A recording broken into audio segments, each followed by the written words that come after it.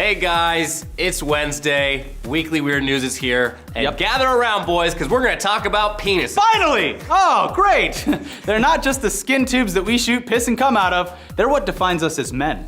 They are, and for many men, it's only natural to wonder if the length and girth of one's wiener is enough. Can it please a woman? Will it make my enemies cower in fear? But while so many men obsess over whether or not their Johnsons are small, one teenage boy in the great state of Florida has been dealing with a totally different dick problem. His dick was way too big. It was gargantuan, dinosauric, immense. Huge.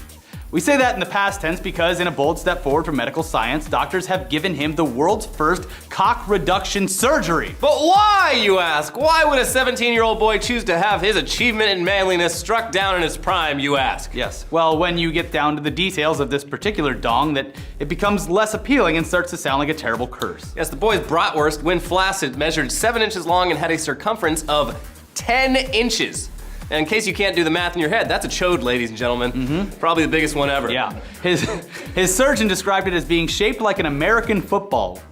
Not a rugby ball or a American rules football. American football. But it wasn't always that way, of course. His dingus started out normal, but due to a condition called priapism that blocked all of the blood vessels in his trouser snake over the years, it inflated like a balloon. So his beef thermometer got so big and heavy that he couldn't even get a normal boner.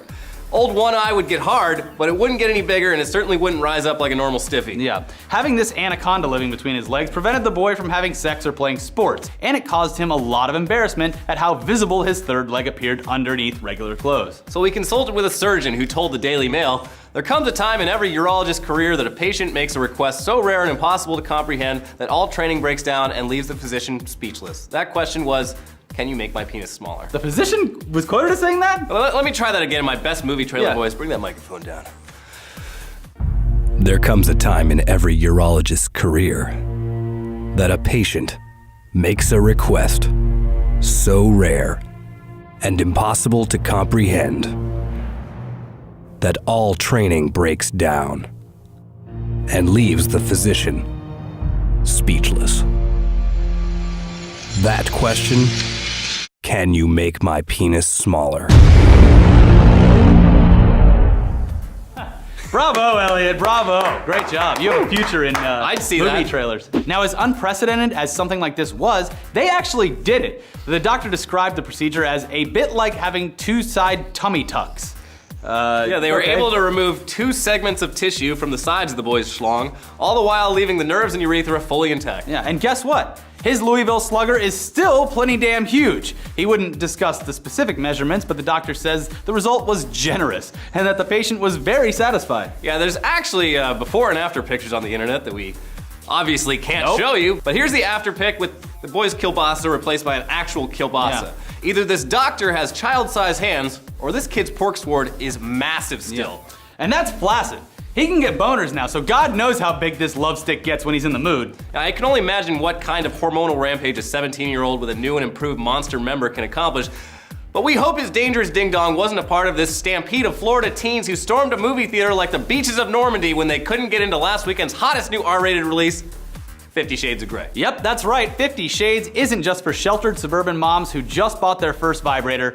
It's apparently a cultural phenomenon that transcends age and drives women and girls of all ages into a frenzy. At the West Oaks Mall in Ocoee last Saturday night, Valentine's Day, dozens of teens showed up looking to buy tickets to the erotic romantic movie, but were turned away because by law, anyone under 17 seeing an R-rated movie must be accompanied by an adult. Yeah, we all know that law is rock solid and never goes the other way. When those disappointed teen moviegoers found out that all of the PG-13 offerings were sold out, they weren't just gonna go home and let the man tell them what to do. They're part of a new generation and they do what they want, Mom! And they're born mobile. Yeah. So in a move that I've only ever seen at major music festivals, they essentially rushed the gate with at least 100 teams rushing past ticket takers to go watch a rich guy beat the shit out of his lover. Yeah. Theater employees tried to close security gates, but hormones are more powerful than steel, obviously, and the massive group of teens were able to force open the entrances and get inside. That group of teens had swelled to around 300 by that point because apparently all the other teens in the nearby food court saw the commotion and thought, I don't know what's going on, but I want in. Yeah, that happens. I remember that in high school. If there's a commotion, I want to be a part of that. Police then showed up and were able to get the mob, the loose term, I guess, mob to disperse, but a bunch of them took that as their cue to go cause mayhem elsewhere and went and ransacked a nearby gas station, stealing shit off the shelves and trying to fight the owner. There were also reports of gunshots being fired, but it turns out they were just fireworks being shot off in the parking lot, because why the hell not? Sure. I've been saving these fireworks for a special occasion. What better night than now? Anyway, now the mall's new policy says that unaccompanied minors aren't allowed in the mall past 9 p.m. So, 50 Shades of Grey isn't just a bad movie, it's causing a complete breakdown of social order and martial mall law. Yeah, they're gonna have to bring in the National Mall Guard. Yeah. Or Paul Blart. Yeah, Paul Blart Mall Cop, he would be the one in this case. Paul Blart would have never let this happen. Nope. But you can't always depend on the cops to stop crime. Sometimes you need to take matters into your own hands, especially if your family is in immediate danger. Yeah, which is exactly what one mother down in Dallas, Texas did when a robbery suspect fleeing police in a high-speed chase crashed into her minivan. Ooh, yeah, it'd probably take me at least like a minute to get my bearings in that situation, but not this Mama Bear. Nope. She doesn't waste a goddamn second jumping out of the driver's seat to go kick this criminal's ass. Yeah, this guy really kicked a hornet's nest by crashing into her car specifically. She starts by shoving him and disorienting him and with some kind of motherly banshee scream. Yeah, her boyfriend follows close behind, but Mama Bear is clearly in charge here. And together they wrestle this asshole to the ground so police can come and take him off to jail, where presumably his reputation as the guy who got busted by a minivan driving mom isn't gonna do him any favors. No. As for the van, well, that shit's busted. I mean, look at that thing. But a local Kia dealership stepped in to make things right, and to get some great publicity, obviously, by giving her a brand new minivan to fight crime in. It's Bat Mom! Yeah. But hey, some criminals don't need the help of a crime-fighting minivan mom to end up in jail. Their own stupidity is more than enough to put them behind bars. Yeah, a dude in Sparta, New Jersey was driving home late Friday night drunk. And since Sparta is out in the sticks and isn't too busy late at night, he blew right through a stop sign and smashed his car into a guardrail.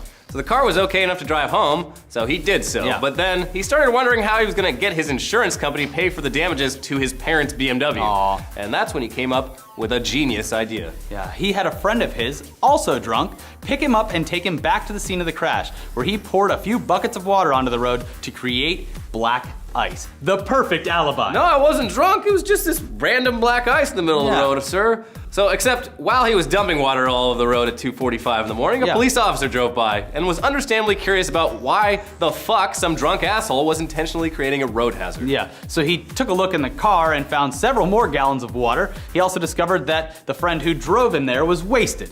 And after police pieced together the whole stupid plan, the mastermind was hit with charges of driving while intoxicated, careless driving, failure to stop at a stop sign, leaving the scene of an accident, failure to report an accident, and disorderly conduct. Justice is served! Dun, dun, dun. The disorderly conduct charge being the charge for intentionally creating black ice on a dark country road in the middle of winter. You asshole! That could've got someone killed! Yeah, very, very... But who's gonna pay for my parents' Beamer?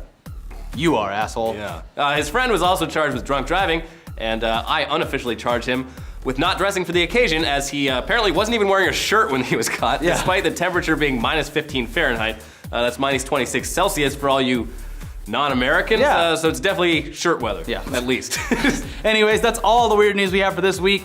Here's all the penis puns we didn't get to use in the first story.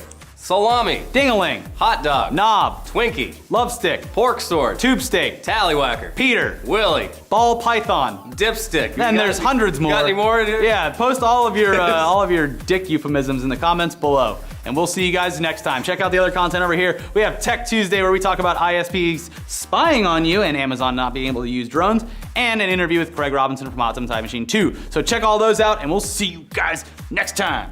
Keep it weird.